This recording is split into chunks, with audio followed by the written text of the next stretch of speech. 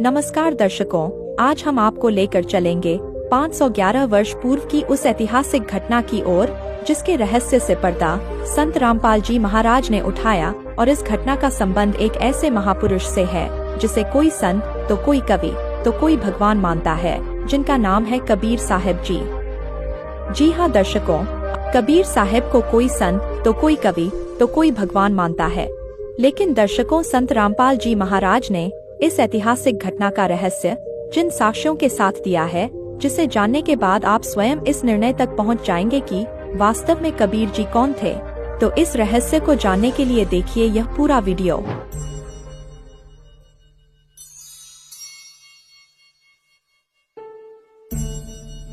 कबीरा कबीरा है कबीरा कबीरा है कबीरा कबीरा है कबीरा कबीरा है कबीरा कबीरा है कबीरा।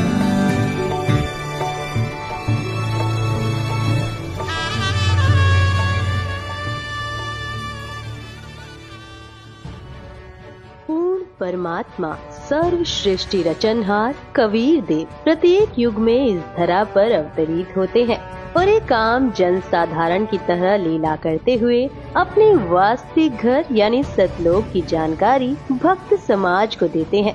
लेकिन उस समय अधिकांश लोग परमेश्वर की पहचान नहीं कर पाते। लगभग 625 वर्ष पूर्व पूरी सृष्टि को बुनने वाले कबीर साहिब जी काशी नगर की जुलाहा बस्ती में एक टूटी सी झोपड़ी में 120 वर्ष तक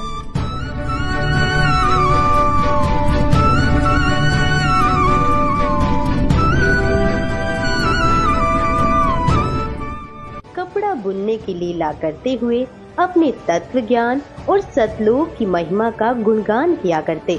उन्होंने समाज में फैले पाखंडवाद को समाप्त किया और भक्तों को एक सच्ची भक्ति का मार्ग दिखाया। इस भक्ति के फल स्वरूप लोगों को परमात्मा का वास्तविक लाभ मिलने लगा।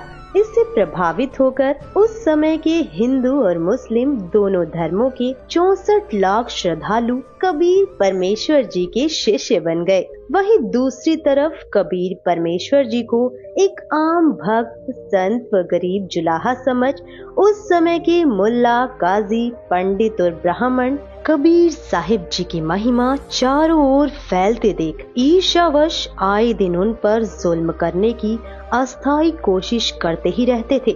जब सब षड्यंत्र फेल हो गए तो काशी के सभी पंडितों और काजी मुल्लाओं ने सभा करके निर्णय लिया कि कबीर एक निर्धन जुलाहा है। हम इसके नाम से पूरे हिंदुस्तान में चिट्ठी भिजवा देते हैं कि कबीर सेठ पुत्र नीरू जुलाहा कॉलोनी बनारस वाला 3 दिन का भोजन भंडारा करने जा रहा है।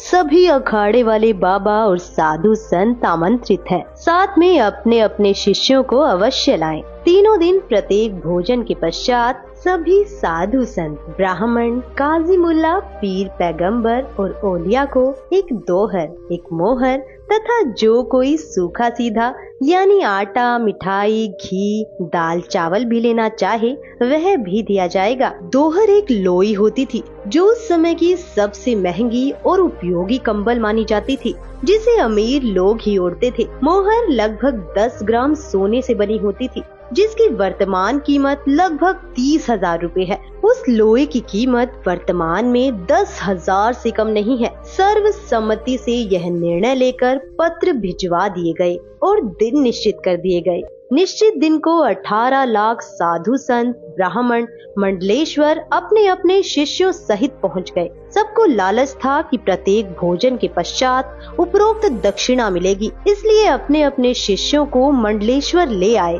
कि अच्छा माल मिलेगा, सूखा सीधा भी लेंगे, महीनों का खाने का और कई हजार का सोना तथा लोई मिलेगी, बेचकर काम चलाएंगे। कबीर परमेश्वर ने 2 रूप में अभिनय किया। एक रूप में वह अपनी कुटिया में बैठे रहे, दूसरे रूप में अपने सतलोक से 9 लाख बैलों पर थैले रखकर पका हुआ सामान तथा सूखा सामान और दोहर मोहर भर कर ले आए। आया है बंजारा केशव आया है, काशी आया माल अपारा केशव आया है।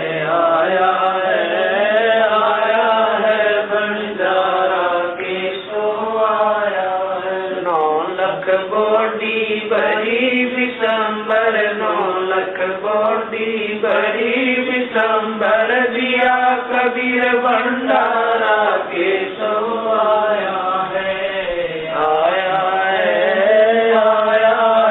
बंजारा के सो आया है धरती ऊपर तंबू तारे धरती ऊपर तंबू तारे चौपड़ के बंजारा के सो आया है बंजारा के सो आया है कौन देश से बालद आई कौन देश से बालद आई ना कहीं बंजाने वाला के सो आया है बंजारा के सो आया है अपरम पार पार गत तेरी अपरम पार पार गत तेरी कित उतरी जलधारा के सो आया है बंजारा के सो आया है साहूकार नहीं कोई जाकर साहूकार नहीं कोई जाकर काशी नगर मजारा के सो आया है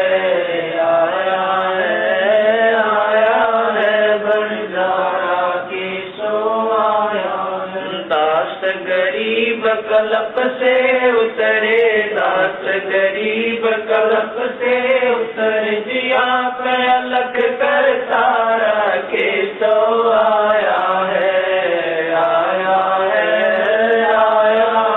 बंजारा के सो आया है दास गरीब कल्प से उतरे दास गरीब कल्प से उतर दिया अलग कर तारा के सो आया है बंजारा के सो आया है काशी के बाजार में टेंट लगाकर सारा सामान टेंटों में रख दिया और कुछ सेवक भी सतलोक से साथ आए थे जो सभी व्यवस्थाएं संभाल रहे थे। भंडारा शुरू कर दिया गया। 3 दिन तक चिट्ठी में लिखे अनुसार सभी दक्षिणा दी गई। उस समय भोजन भंडारे में दिल्ली का राजा सिकंदर लोधी भी आया था और उसका निजी पीर शेख तकी भी आया था। शेख तकी उपरोक्त षड्यंत्र का मुख्य सदस्य था। उसने सिकंदर लोधी को भी पत्र भिजवाया। वह चाहता था कि किसी तरह सिकंदर लोधी के दिल से कबीर जी उतर जाएं और मेरी महिमा बढ़े। उस शेख का अनुमान था कि अब की बार कबीर काशी से भाग जाएगा और भंडारे में पहुँचे साधु कबीर को गालियाँ दे रहे होंगे। राजा भी कबीर जी का प्रशंसक नहीं रहेगा। परंतु जब वे भंडारे के स्थान पर पहुँचे तो देखा कि लंगर चल रहा है और सभी दक्षिणा दी जा रही है। सभी साधु और अन्य व्यक्ति भोजन खाकर दक्षिणा लेकर कबीर सेठ की जय जयकार कर रहे हैं। बादशाह सिकंदर लोधी ने पता किया कि भंडारा करने वाला कहाँ है। बताया गया कि वह सामने वाले बड़े तंबू में है। राजा और शेख तकी उस तंबू में गए और पहले अपना परिचय दिया, फिर उसका परिचय पूछा। तंबू में बैठे सेठ ने परिचय बताया कि मेरा नाम केशव है, मैं बंजारा हूँ। कबीर जी मेरे मित्र हैं। उनका मेरे पास संदेश गया था कि एक छोटा सा भंडारा करना है, कुछ सामान लेकर आना। मेरा भी निमंत्रण भेजा था। राजा सिकंदर लोधी ने पूछा कि कबीर जी क्यों नहीं आए। केशव रूपधारी परमेश्वर ने कहा, मैं जो बैठा हूँ उनका नौकर हूँ, वे मालिक हैं। इच्छा होगी तब आएंगे। उनकी कृपा और आदेश से सब ठीक चल रहा है। आप भी भोजन करें। राजा ने कहा, पहले उस सुभान अल्लाह के दर्शन करूँगा, बाद में भोजन करूँगा। यह कहकर हाथी पर बैठकर राजा सिकंदर कबीर जी की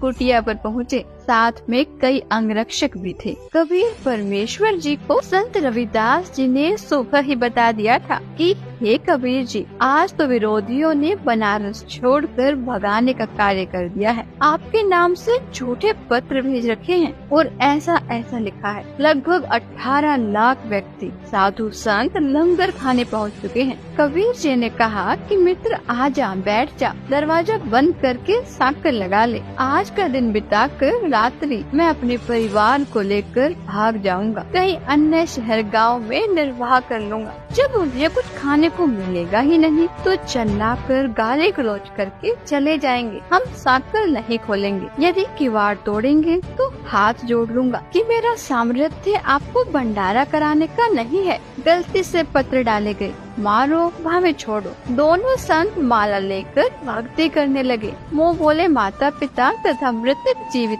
किए हुए लड़का तथा लड़की सुबह सैर को गए थे।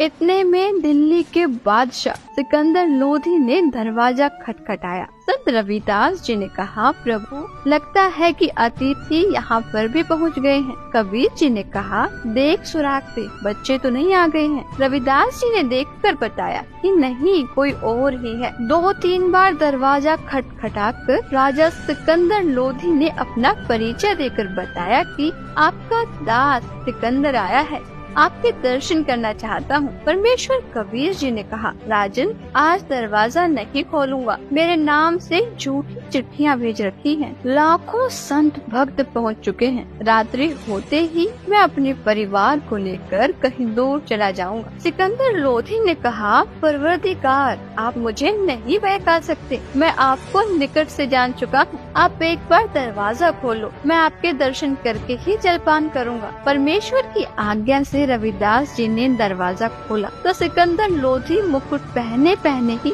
चरणों में लौट गया और बताया कि आप अपने आप को छिपा कर बैठे हो। आपने कितना सुंदर भंडारा लगा रखा है। आपका मित्र केशव आपके संदेश को पाकर सर्व सामान लेकर आया है। आपके नाम का अखंड भंडारा चल रहा है। सभी अतिथि आपके दर्शनाभिलाषी हैं। कह रहे हैं कि देखे तो कौन है कबीर सेठ जिसने ऐसे खुले हाथ से लंगर कराया है। मेरी भी प्रार्थना है कि आप एक बार भंडारे में घूमकर सबको दर्शन देकर कृतार्थ करें। तब परमेश्वर कबीर जी उठे और कुटिया से बाहर आए तो आकाश से कबीर जी पर फूलों की वर्षा होने लगी और आकाश से आकर सिर पर सुंदर मुकुट अपने आप पहना गया। तब हाथी पर बैठकर कबीर जी तथा रविदास जी व राजा चले तो सिकंदर लोधी परमेश्वर कबीर जी पर चंवर करने लगे और पीलवान से कहा कि हाथी को भंडारे के साथ से लेकर चल। जो भी देखे और पूछे काशी वालों से कि कबीर सेठ कौन सा है, उत्तर मिले कि जिसके सिर पर मोर पंख वाला मुकुट है यह है कबीर सेठ, जिस पर सिकंदर लोधी दिल्ली के बादशाह चंवर कर रहे हैं। सभी एक स्वर में जय बोल रहे थे। जय हो कबीर सेठ की। जैसा लिखा था वैसा ही भंडारा कराया है। ऐसी व्यवस्था कहीं देखी न सुनी। भोजन खाने का स्थान बहुत लंबा चौड़ा था। उसमें घूमकर फिर वहाँ पर आए जहाँ पर केशव टेंट में बैठा था। हाथी से उतरकर कबीर जी तंबू में पहुँचे तो अपने आप एक सुंदर पलंग आ गया। उसके ऊपर एक गद्दा बिछ गया, ऊपर गलीचे बिछ गए जिसकी झालरों में हीरे पन्ने लाल लगे थे। टेंट को ऊपर कर दिया गया जो 2 तरफ से बंद था। खाना खाने के पश्चात सब दर्शनार्थ वहाँ आने लगे। तब परमेश्वर कबीर जी ने उन परमात्मा के लिए घर त्याग कर आश्रमों में रहने वालों तथा अन्य गृहस्थ व्यक्तियों और ब्राह्मणों को आपस में अर्थात केशव तथा कबीर जी ने आध्यात्मिक प्रश्न उत्तर करके सत्य ज्ञान समझाया।